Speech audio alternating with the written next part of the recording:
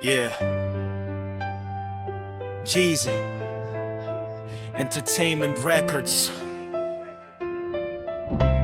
Ito ang kwento ng isang batang nangarap.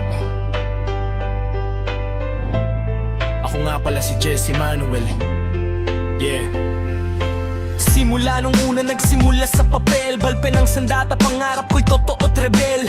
Dami kong pagsubok na dinanas sa daan, kinutsa ng iba, di raw ako makakamtan. Binagtawanan, sabi nila hanggang dyan ka lang. Mga salita nila parang kutsilyong matalim ang talim. Walang naniwala sa talento kong taglay, pero sa puso ko may apoy na di namamatay. Sa bawat luha may kapalit na tugma, sa bawat sakit may linya na tumatama.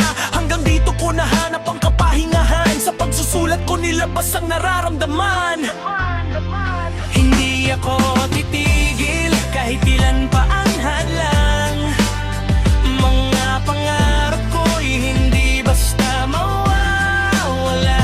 Sa bawat bagsak, lalo akong tumitibay. Sarap ko nahanap ang tunay kong buhay. Ito ang batang nangarap noon, ngayon tumatayo din at takot sa hamamon. Jesse Manuel ang pangalan sa eksena, J Entertainment Records, simula ng panibagong era. Yeah. Yeah.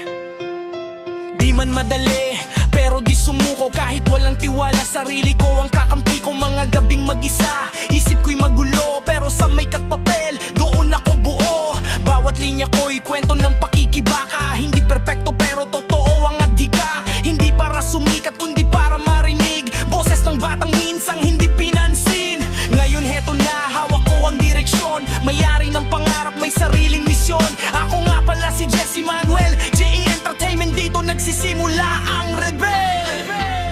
Sa lahat ng kumutsa, salamat sa inyo.